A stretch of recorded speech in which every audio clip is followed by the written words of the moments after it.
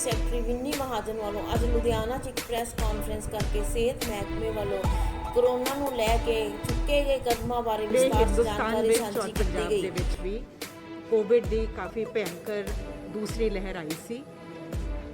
ਸਾਨੂੰ ਇਸ ਚੀਜ਼ ਤੇ ਫਖਰ ਹੈ ਕਿ ਹਾਲਾਂਕਿ ਕੇਸਿਸ ਦੀ ਗਿਣਤੀ ਬਹੁਤ ਜ਼ਿਆਦਾ ਸੀ, ਲੇਕਿਨ ਸਾਰਿਆਂ ਦੇ ਰਲੇ ਮਿਲੇ ਕੋਸ਼ਿਸ਼ ਦੇ ਨਾਲ ਇਸ ਚੀਜ਼ ਨੂੰ ਯਕੀਨੀ ਬਣਾਇਆ ਜਾ ਸਕਿਆ ਕਿ ਲੋਕਾਂ ਨੂੰ ਬੈੱਡਸ ਹੱਥੋਂ ਦਿੱਕਤ ਨਹੀਂ ਆਈ, ਹਰ ਇੱਕ ਦਾ ਇਲਾਜ ਹੋ ਸਕਿਆ, ਵੱਡੇ ਪੱਧਰ ਤੇ ਟੈਸਟਿੰਗ ਚੱਲਦੀ ਰਹੀ ਔਰ ਪ੍ਰੋਬਲਮ ਨੂੰ ਇਵੈਂਚੁਅਲੀ ਨੱਥ ਪਾ ਲਿਆ। ਲੇਕਿਨ ਹੁਣ ਪੂਰੀ ਅਸੀਂ ਇਸ ਚੀਜ਼ ਵੱਲ ਧਿਆਨ ਦੇਣਾ ਚਾਹੁੰਦੇ ਹਾਂ ਕਿ ਅਗਰ ਦੁਬਾਰਾ ਤੋਂ ਵਧੇ ਪ੍ਰੋਬਲਮ ਤਾਂ ਪੂਰੀ ਤਿਆਰੀ ਸਾਡੀ ਹੋਏ। ਪਲਾਂਟਸ ਲੱਗ ਰਹੇ ਨੇ, ਆਕਸੀਜਨ ਦਾ ਹੋਰ ਪ੍ਰਬੰਧ ਕੀਤਾ ਜਾ ਰਿਹਾ ਹੈ ਤਾਂ ਕਿ ਇਸ ਦੀ ਕਮੀ ਨਾ ਰਹੇ। ਬੈੱਡਸ ਵਧਾਏ ਜਾ ਰਹੇ ਨੇ ਵਾਸਤੇ ਜੋ ਵੀ ਸਪੈਸ਼ਲ ਕੋਈ ਚਾਹੇ ਵੈਂਟੀਲੇਟਰ ਚਾਹੀਦੇ ਨੇ, ਚਾਹੇ ਦਵਾਈਆਂ ਚਾਹੀਦੀਆਂ ਨੇ। ਮੈਨ ਪਾਵਰ ਵੱਡੀ ਗਿਣਤੀ ਵਿੱਚ ਹਾਇਰ ਆਲਰੇਡੀ ਕੀਤੀ ਗਈ ਹੈ ਔਰ ਹੋਰ ਵੀ ਰਿਕਰੂਟਮੈਂਟਾਂ ਚੱਲ ਰਹੀਆਂ ਨੇ।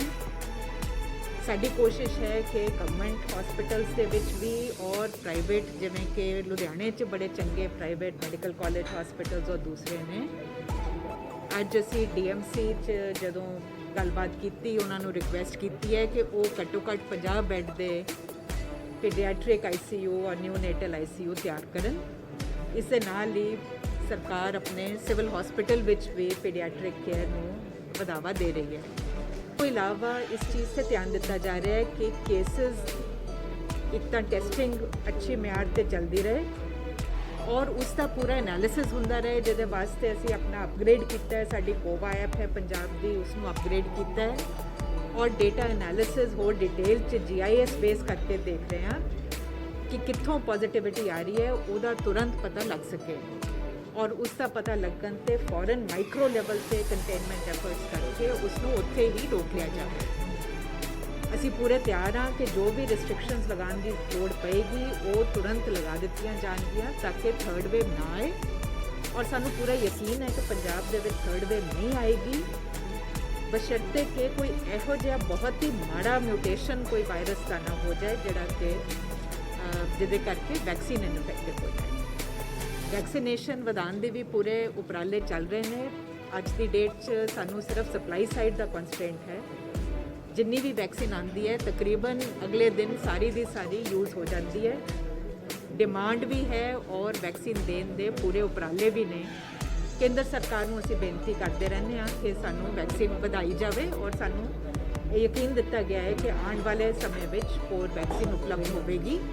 ਸੋ ਜਿਵੇਂ ਜ਼ਿਆਦਾ ਵੈਕਸੀਨ ਲੱਗੇਗੀ, ਜਿਵੇਂ ਲੁਧਿਆਣੇ ਨੇ ਵੈਕਸੀਨੇਸ਼ਨ ਬੜੀ ਅੱਛੀ ਕਰਾਈ ਹੈ ਤੇ ਆਲਮੋਸਟ 45% ਪੋਪੂਲੇਸ਼ਨ ਆਲਰੇਡੀ ਵੈਕਸੀਨੇਟਡ ਹੈ। ਇਨਫੈਕਟ ਜਿਹੜੀ ਐਲੀਜੀਬਲ ਪੋਪੂਲੇਸ਼ਨ ਹੈ ਓਵਰ 18 ਇਅਰਸ, ਉਹ ਤਾਂ ਆਲਮੋਸਟ ਹੁਣ 2/3 ਵੈਕਸੀਨੇਸ਼ਨ ਵੱਲ ਪਹੁੰਚ ਰਹੀ ਹੈ। ਲੇਕਿਨ ਸਾਡਾ ਟਾਰਗੇਟ ਹੋਣਾ ਚਾਹੀਦਾ ਹੈ ਕਿ ਹਰ ਐਲੀਜੀਬਲ ਵਿਅਕਤੀ ਵੈਕਸੀਨੇਟਡ ਹੋਵੇ ਐਂਡ ਉਸ ਤੇ ਚੱਲਦੇ ਸਾਨੂੰ ਉਮੀਦ ਹੈ ਕਿ ਅਨਲੈਸ ਵੇਰੀਐਂਟ ਕੋਈ ਬਹੁਤ ਖਤਰਨਾਕ ਆ ਜਾਏ ਤਾਂ ਅਸੀਂ ਇਸ ਵੇਲੇ ਮਿਊਟੇਸ਼ਨ ਚੈੱਕ ਕਰਨ ਲਈ ਹੋਲ ਜੀਨੋਮ ਸੀਕੁਐਂਸਿੰਗ ਜੋ ਹੁੰਦੀ ਹੈ, ਇਸ ਵੇਲੇ ਸਾਨੂੰ ਬਾਹਰਲੀ government of India the labs ਨੂੰ ਦੇਣਾ ਪੈਂਦਾ ਹੈ। ਲੇਕਿਨ ਅਸੀਂ ਆਪਣਾ ਇੰਤਜ਼ਾਮ ਕੀਤਾ ਹੈ। ਗਵਰਨਮੈਂਟ ਮੈਡੀਕਲ ਕਾਲਜ ਪਟਿਆਲਾ ਦੇ ਵਿੱਚ ਸਾਡਾ ਇਕਵਿਪਮੈਂਟ ਪਹੁੰਚ ਗਿਆ ਹੈ, ਟ੍ਰੇਨਿੰਗ ਹੋ ਗਈ ਹੈ, ਪਾਇਲਟ ਟੈਸਟਿੰਗ ਚੱਲ ਰਹੀ ਹੈ। ਮੈਨੂੰ ਆਸ ਹੈ ਕਿ ਆਉਣ ਵਾਲੇ 1-2 ਦਿਨਾਂ ਦੇ ਵਿੱਚ ਅਸੀਂ ਰੈਗੂਲਰ ਬੇਸਿਸ ਤੇ ਆਲਰੇਡੀ ਸੈਂਪਲ ਟੈਸਟ ਕਰ ਲਏ ਨੇ। ਪੰਜਾਬ ਦੇ ਵਿੱਚ ਬਾਕੀ ਸੂਬਿਆਂ ਨਾਲੋਂ ਟੋਟਲ ਕੇਸਿਸ ਹਮੇਸ਼ਾ ਹੀ ਘਟ ਰਹੇ ਨੇ। ਅਗਰ ਕੇਸਿਸ ਘੱਟ ਹੋਣ, CFR is defined as number of cases divided by number of deaths. ਅਗਰ ਕੇਸਿਸ ਘੱਟ ਹੋਣ ਤਾਂ same number of deaths, CFR goes up. ਸੋ ਇਸ ਕੋਵਿਡ ਨੂੰ ਜਾਂ ਵੈਸੇ ਵੀ ਜੋ ਮੈਡੀਕਲ ਐਕਸਪਰਟਸ ਨੇ ਦੇ ਸੇ ਕਿ CFR is not a good indicator. The proper indicator is deaths per million population. All these reports show ਕਿ ਪੰਜਾਬ ਦੇ ਵਿੱਚ the excess deaths are lower than in all the other states reported and lower by a wide margin.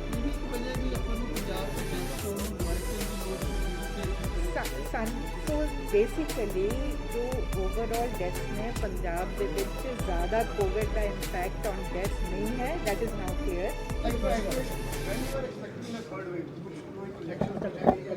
So to answer your question first, nobody knows. As I've said, we will do our best to ensure that there is no third wave in Punjab. That is why we are saying we will very carefully monitor. जिथे भी कोई positivity आती है, we will put in place necessary restrictions. The only way a third wave can really come is if there is some such mutation which has not yet happened, but one cannot rule out. If there is a mutation which does not respond to the current vaccination, then we have an issue. Otherwise, we are well determined that we will.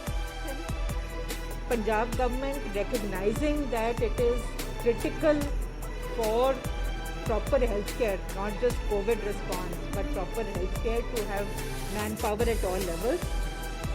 Large numbers of new posts have been created across the board, starting from specialist doctors, faculty positions in medical colleges, MBBS doctors, nurses, technicians.